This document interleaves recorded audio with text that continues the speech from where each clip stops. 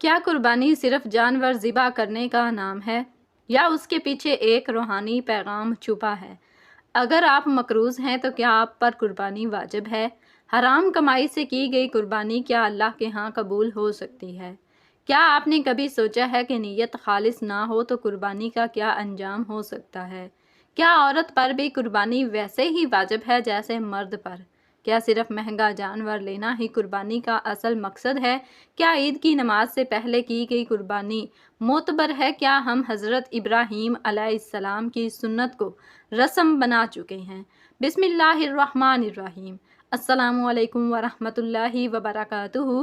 پیارے ناظرین کرام، قربانی یہ صرف جانور ذبح کرنے کا نام نہیں، یہ حضرت ابراہیم علیہ السلام کی اس عظیم سنت کی یاد ہے جہاں باپ نے بیٹے کو اللہ کے حکم پر قربان کرنے کا عزم کیا۔ قربانی کے پیچھے صرف گوشت یا خون نہیں بلکہ تقویٰ، اطاعت، وفا اور خالص نیت ہوتی ہے۔ یہ وہ عبادت ہے جو ہمیں سکھاتی ہے کہ اللہ کی رضا کے لیے ہم ہر عزیز شے کو قربان کرنے کا حوصلہ رکھیں۔ لیکن کیا ہم واقعی قربانی کی روح کو سمجھ پائے ہیں؟ آج ہم جانیں گے قربانی کے مسائل، اس کی شرعی حیثیت، قرض پر قربانی کا حکم، اور اگر حرام مال شامل ہو تو اس کا کیا اثر ہوتا ہے۔ یہ ویڈیو صرف معلومات نہیں بلکہ ایک بصیرت ہے جو قربانی کو عبادت سے حقیقت تک لے جائے گی۔ قربانی اسلام کی ایک عظیم عبادت ہے جو ہر صاحب استطاعت مسلمان پر ذوالحج کی 10، 11 یا 12 تاریخ کو کی جاتی ہے۔ اس کا تعلق حضرت ابراہیم علیہ السلام اور حضرت اسماعیل علیہ السلام کی قربانی سے ہے جو انہوں نے اللہ کے حکم پر پیش کی۔ قربانی ایک ایسا عمل ہے جو تقویٰ اور اخلاص کی علامت ہے۔ قرآن مجید میں اللہ تعالیٰ نے فرمایا، اللہ کو نہ ان کا گوشت پہنچتا ہے اور نہ خون، بلکہ اسے تمہارا تقویٰ پہنچتا ہے۔ قربانی کا مقصد صرف جانور ذبح کرنا نہیں بلکہ اللہ کی رضا کے لیے اپنی پسندیدہ چیز کو پیش کرنا ہے۔ یہ عبادت صاحب نصاب پر واجب ہے، یعنی وہ مسلمان جو ذوالحج کی 10 تاریخ کو فجر کے وقت سونے، چاندی، مال تجارت یا نقدی میں سے کسی ایک نصاب کا مالک ہو اور اس پر بنیادی ضروریات اور قرض سے زائد ہو تو اس پر قربانی واجب ہے۔ قربانی کو محض سنت یا مستحب سمجھ کر ترک کرنا بہت بڑی کوتاہی ہے۔ فقہ حنفی میں یہ واجب ہے جبکہ دیگر مذاہب میں سنت مؤکدہ ہے، یعنی ایسی سنت جس کو بلا عذر چھوڑنا گناہ کے قریب تر عمل ہے۔ نبی کریم صلی اللہ علیہ وسلم نے فرمایا، جو شخص وسعت رکھتا ہو اور قربانی نہ کرے تو وہ ہماری عیدگاہ کے قریب نہ آئے۔ یہ حدیث اس بات کی صراحت کرتی ہے کہ قربانی ترک کرنا بہت بڑی غفلت اور نافرمانی ہے۔ ایک عام سوال یہ کیا جاتا ہے کہ اگر کسی پر قرض ہو تو کیا اس پر قربانی واجب ہے؟ اس کا جواب یہ ہے کہ اگر قرض اتنا زیادہ ہے کہ قربانی کے وقت اس کی ملکیت میں نصاب باقی نہیں رہتا تو اس پر قربانی واجب نہیں، لیکن اگر قرض کے باوجود اس کے پاس نصاب کے برابر یا زیادہ مال ہے تو اس پر قربانی واجب ہوگی۔ قرض لینا اور اس سے قربانی کرنا مکروہ ہے کیونکہ قربانی صاحب استطاعت پر واجب ہے اور جو شخص استطاعت نہیں رکھتا اس پر یہ لازم نہیں۔ قرض لے کر قربانی کرنا تب درست ہے جب انسان کو امید ہو کہ جلد ادا کر دے گا، مگر ایسا کرنا بہتر نہیں کیونکہ قرض ایک بوجھ ہے اور شریعت نے استطاعت کے بغیر کسی کو اس عمل کی مکلف نہیں بنایا۔ اسی طرح ایک اہم مسئلہ یہ ہے کہ اگر قربانی کے جانور میں کوئی ایسا شخص شریک ہو جو حرام مال کماتا ہے یا اس کی آمدنی مشکوک ہے تو کیا اس کی وجہ سے باقی تمام شرکاء کی قربانی فاسد ہوگی؟ اس بارے میں علماء کرام کا اجماع ہے کہ حرام مال قربانی میں شریک کرنا سخت گناہ ہے، لیکن اگر وہ صرف شریک ہے، باقی لوگ حلال مال سے شریک ہیں اور سب کی نیت قربانی کی ہے تو باقیوں کی قربانی ہو جائے گی۔ مگر حرام والے کی قربانی مقبول نہیں ہوگی۔ حرام کمائی سے کی گئی قربانی اللہ کے ہاں قبول نہیں ہوتی۔ رسول اللہ صلی اللہ علیہ وسلم نے فرمایا، اللہ پاک ہے اور پاک چیز کو قبول کرتا ہے۔ ایسی قربانی سے ثواب کی امید رکھنا عبث ہے۔ حرام مال سے قربانی کرنا ایک طرف شریعت کی توہین ہے، دوسری طرف یہ ایک دکھاوا ہے جو تقویٰ کے منافی ہے۔ اسی طرح کچھ لوگ صرف دکھاوے کے لیے مہنگے جانور خرید کر قربانی کرتے ہیں۔ نیت ثواب کی نہیں بلکہ نمود و نمائش کی ہوتی ہے۔ ایسی قربانی بھی ناقابل قبول ہوتی ہے۔ نیت کا خالص ہونا قربانی کی اصل روح ہے۔ نبی کریم صلی اللہ علیہ وسلم نے فرمایا، اعمال کا دار و مدار نیتوں پر ہے۔ ایک اور سوال یہ کیا جاتا ہے کہ اگر کوئی شخص شہر سے باہر ہے یا دوسرے ملک میں ہے تو کیا اس کی طرف سے قربانی ہو سکتی ہے؟ جی ہاں، اگر وہ خود نہیں کر سکتا تو کسی کو وکیل بنا سکتا ہے اور اس کی طرف سے قربانی ہو جائے گی، لیکن نیت لازم ہے، کیونکہ نیت کے بغیر عمل بے معنی ہے۔ قربانی میں 3 دن ہوتے ہیں، 10، 11 اور 12 ذوالحج۔ ان 3 دنوں میں کسی بھی دن قربانی کی جا سکتی ہے، لیکن افضل وقت 10 ذوالحج کو نماز عید کے بعد ہے۔ اگر کوئی شخص نماز عید سے پہلے قربانی کر دے تو وہ صرف گوشت حاصل کرے گا، قربانی شمار نہیں ہوگی۔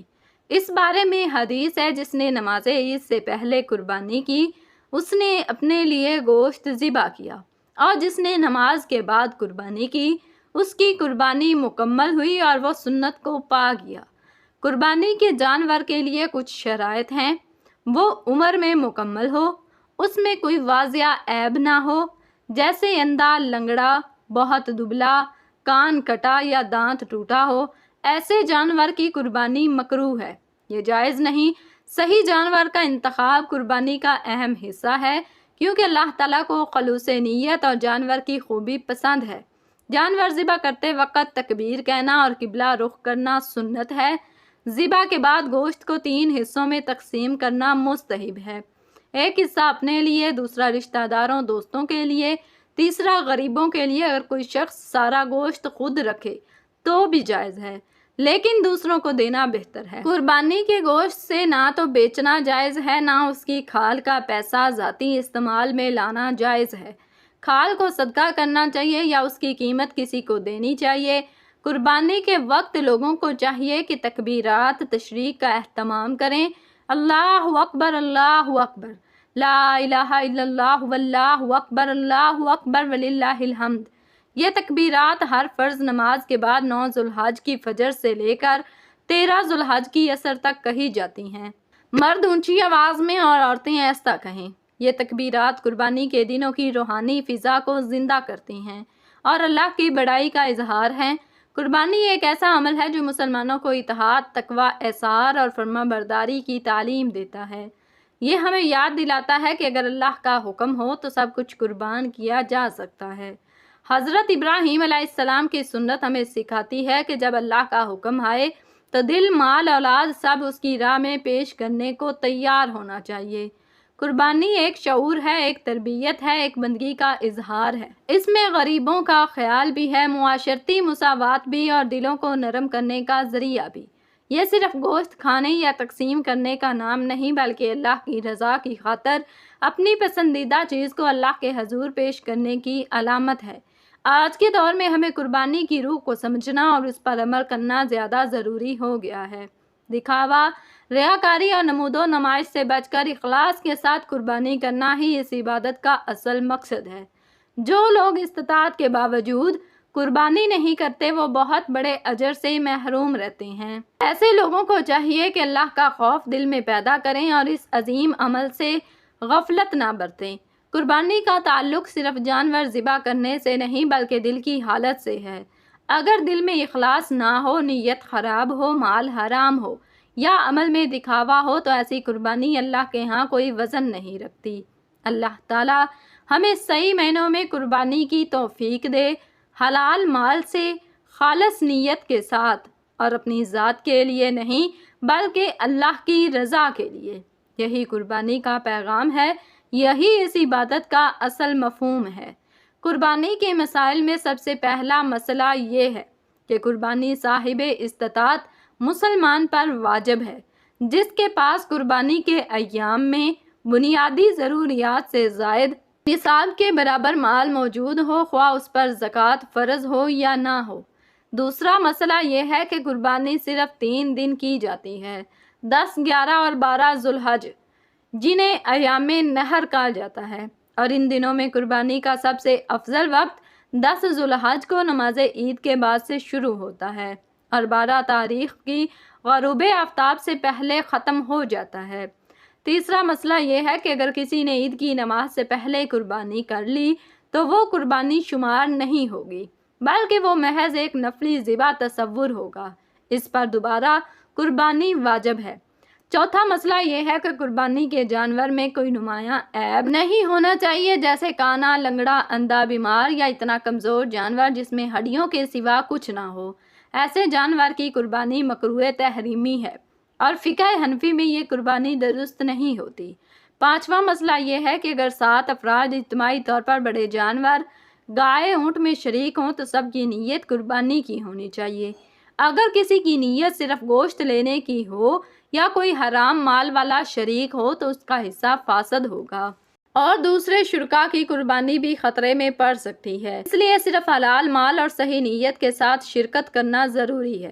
چھٹا مسئلہ یہ ہے کہ قرض دار شخص اگر قرض ادا کرنے کے بعد صاحب نصاب نہیں بنتا تو اس پر قربانی واجب نہیں، مگر اگر قرض کے باوجود اس کے پاس نصاب باقی ہے تو قربانی کرے گا۔ قرض ہونا خود بخود قربانی کو ساقط نہیں کرتا۔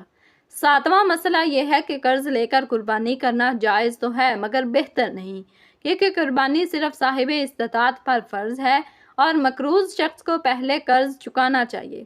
تاہم اگر دل میں اطمینان ہے کہ قرض جلد ادا ہو جائے گا اور وہ قرض لے کر قربانی کرنا چاہے تو کراہت کے ساتھ جائز ہے۔ آٹھواں مسئلہ یہ ہے کہ عورت پر بھی قربانی اسی طرح واجب ہے جیسے مرد پر۔ اگر وہ مرد صاحب نصاب ہے، یعنی اس کے پاس سونا، چاندی، نقدی یا دیگر مال و اسباب موجود ہیں جو نصاب کے برابر ہیں تو اس پر بھی قربانی واجب ہے، خواہ گھر کے مرد قربانی کر رہے ہوں۔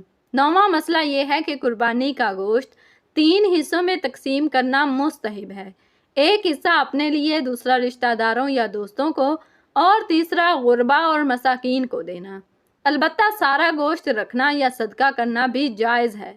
10واں مسئلہ یہ ہے کہ قربانی کی کھال بیچ کر اس کی قیمت ذاتی استعمال میں لانا جائز نہیں، بلکہ اسے فقراء یا دینی اداروں کو دینا چاہیے، کیونکہ یہ اللہ کے لیے دی گئی چیز ہے اور اس میں دنیاوی مفاد شامل نہیں کیا جا سکتا۔ یا اللہ ہمیں قربانی جیسے عظیم عمل کو سمجھنے، اپنانے اور اس میں اخلاص پیدا کرنے کی توفیق عطا فرما۔ یا رب ہماری قربانی کو تیری رضا کا ذریعہ بنا دے اور اسے ہم سب کے لیے باعث مغفرت قرار دے۔ اے اللہ جو نیتیں خالص ہیں انہیں کامیابی دے، جو ارادے نیک ہیں انہیں منزل دے۔ یا اللہ ہمارے اس یوٹیوب چینل کو ہدایت کا ذریعہ بنا، اسے صدقہ جاریہ بنا، اسے امت کے اصلاح کا سبب بنا۔ اے رب کریم جو بھی اس ویڈیو کو دیکھے اس کے دل میں دین کی محبت ڈال دے، اس کے رزق میں برکت عطا فرما اور عمل کی توفیق دے۔ یا اللہ ہماری آواز، ہمارے الفاظ، ہمارے پیغام کو قبول فرما، ہمیں دکھاوا، ریاکاری اور غرور سے محفوظ فرما۔ یا اللہ ہمیں وہ سب کچھ عطا فرما جو تیرے نیک بندے مانگتے ہیں اور ان سب چیزوں سے بچا لے جن سے وہ پناہ مانگتے ہیں۔ آمین ثم آمین۔ پیارے ناظرین کرام، اگر ابھی تک آپ نے ہمارے چینل کو سبسکرائب نہیں کیا تو اسے سبسکرائب کر دیں اور بیل آئیکن کو دبانا نہ بھولیں، اور آخر میں کوئی اچھا سا کمنٹس بھی ضرور کر دیں۔ ملتے ہیں اس طرح کی ایک نئی معلوماتی ویڈیو کے ساتھ، تب تک کے لیے خدا حافظ۔ اللہ آپ سب کا حامی و ناصر ہو۔ جزاکم اللہ خیرا کثیرا۔